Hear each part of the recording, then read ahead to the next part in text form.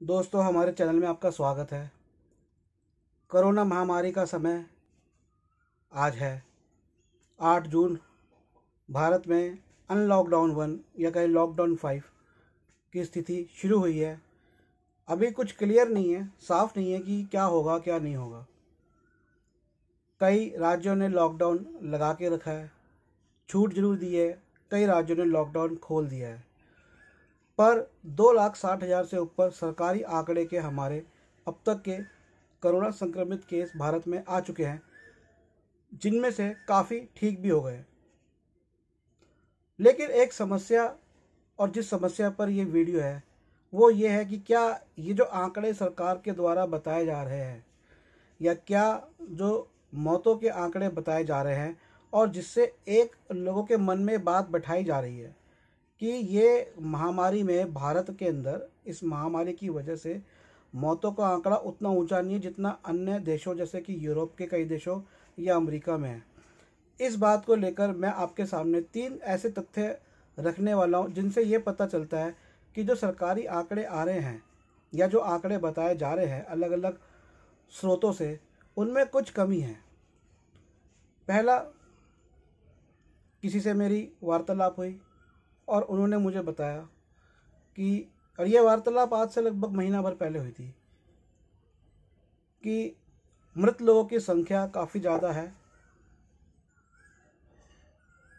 लेकिन जिस तरह से वे देख रहे हैं अखबारों में या टीवी में, न्यूज़ चैनलों पर, वह संख्या काफ़ी कम बताई जा रही है। दूसरा तथ्य मेरे सामने आया, एक मैंने डॉक्यूमेंट्री बनाई थी, उसमें दिल्ली के एक हॉस्पिटल में एक मरीज ने वीडियो बनाया और बोला कि मेरे सामने ही सामने कई डेड बॉडीज़ गई हैं और जो कोरोना की थी पर न्यूज़ चैनल में कम बताया जा रहा है। तीसरा तथ्य सामने आया जब एक टेलीफोन वार्ता लीक हुई, जो आप में से बहुत से लोगों ने सुनी होगी। उसमें भी 2 लोगों के बीच में बात हो रही है जिसमें से एक अस्पताल से संबंधित है और वह कह रहे हैं कि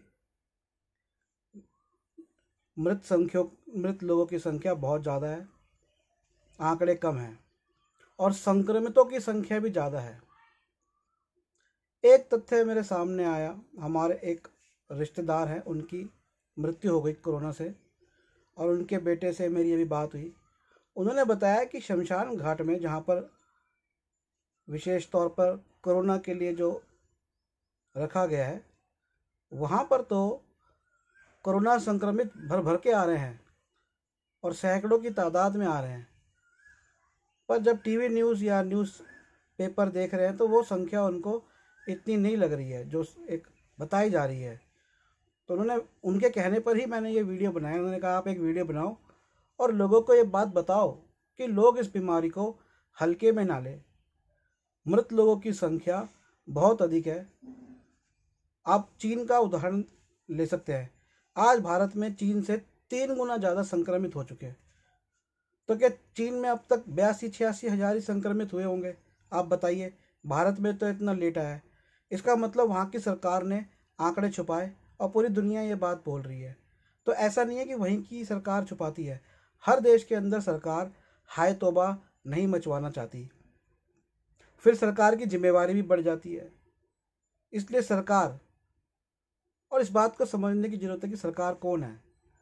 बेशक हमारे यहाँ पे सरकार संविधान के द्वारा निर्धारित होती है, लेकिन उस स्टेज तक पहुँचने के लिए तो चुनाव लड़े जाते हैं, चुनावों में धन लगाया जाता है और धन व्यापारियों के द्वारा आता है।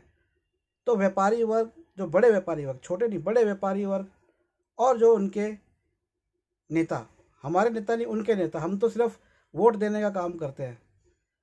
हमारे पास इतनी हमारे पास जांच परख करने की या इतनी हैसियत नहीं है। आम व्यक्ति जाके वोट देता है 5 साल में, लेकिन उससे पहले जो प्रचार के द्वारा किसी एक दल को या किसी एक मुखिया को उस पर थोपा जाता है, उस प्रचार के लिए जो हज़ारों करोड़ रुपया खर्च होता है, वो तो आम आदमी की जेब से नहीं जाता, इनडायरेक्टली जाता है। आप सरकार चुनते हैं, टैक्स बढ़ते हैं, कर लगते हैं, ये होता है वो होता है, जाता आपकी जेब से है। लेकिन फिर भी एक तरीका बन गया है कि बड़े व्यापारी फाइनेंस करते हैं, बड़ी कंपनी, और ये तो हमारे यहाँ पे कानूनी रूप से भी है कि बड़ी कंपनी वाले फाइनेंस भी कर सकते हैं राजनीतिक पार्टी को। तो ये कोई छुपी हुई बात नहीं है। तो ऐसे में उन लोगों की प्रॉब्लम है, उन लोगों के बड़े बड़े व्यवसाय हैं, उनको खतरा है। और ये व्यवस्था है, आर्थिक व्यवस्था से कहते हैं, रुपये पे आधारित, जिस पे चंद लोग अमीर बनते हैं और बाकी सब लोग श्रमिक बनते हैं। ये व्यवस्था यदि खतरे में आएगी तो उन अधिकांशतर लोगों को नहीं, उन चंद लोगों को ज़्यादा खतरा है, क्योंकि अंततः तो इसका फ़ायदा उनको ही पहुंच रहा है। लेकिन आप लोग अपने जीवन से प्यार करें, अपने जीवन, और न केवल अपने जीवन बल्कि अपने परिवारजन के जीवन से भी प्यार करें। और इसलिए उन आंकड़ों पर ना जाएं, इस बीमारी को हल्के में ना लें। मैंने आपके सामने जो तथ्य रखे वे तथ्य हैं, मेरे सामने आए, मैंने इसलिए रखे। तो कृपया करके अपना ध्यान रखें। सरकारें खोलेंगी, लेकिन जितनी आवश्यकता है उतनी आवश्यकता अनुसार ही कार्य करें, उतना ही धन अर्जित करने के चक्कर में रहे, ज़्यादा फंसे नहीं। आपने देख लिया, कोरोना के लॉकडाउन लगते 3 दिन में सरकार ने एक फ़ंड बना दिया, फंड दो फंड दो फंड दो, पर आपकी जेब में कुछ नहीं आया। 500 रुपये अगर कुछ लोगों की जेब में डाल भी दिए तो एक महीना, मेरे को 500 रुपये में महीना कटता नहीं है।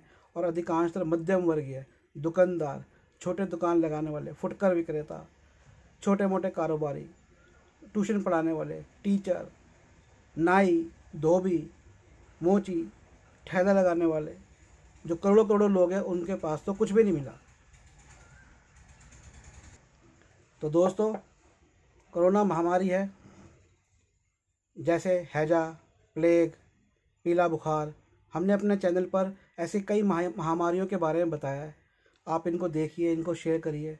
और दोस्तों, मैं आपको एक बात बताना चाहूँगा कि मैंने एक बात और मेरे सामने आई, एक आर्टिकल मैंने पढ़ा, न्यूज़ आर्टिकल। उसमें यह था कि हमारा जो एंक्रोचमेंट हो रहा है, मतलब इंसानी सभ्यता को हम जितना विकसित कर रहे हैं, वो विकसित करने से क्या हो रहा है कि जो वाइल्ड लाइफ है, जो जंगली पशु जीव जंतु है, हम उनके क्षेत्रों में जा रहे हैं और उन पे जो निर्भर फिर जो वायरसेस थे, वो वायरसेस, क्योंकि पशुओं की मात्रा, पशु जगत की मात्रा कम हो रही है, वो वायरस वहाँ से ट्रांसफ़र होकर हमारे में आ रहा है।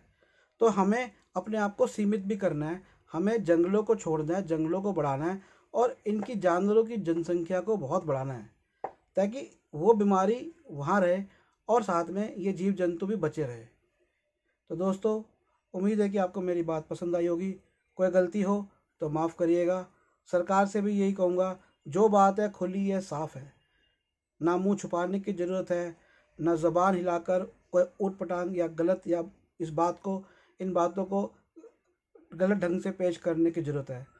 हमारे यहाँ पर एक गाना बड़ा फेमस हुआ था, पुराना बॉलीवुड का गाना है, सजन रे झूठ मत बोलो, खुदा के पास जाना है, ना हाथी है ना घोड़ा है, वहाँ पैदल ही जाना है।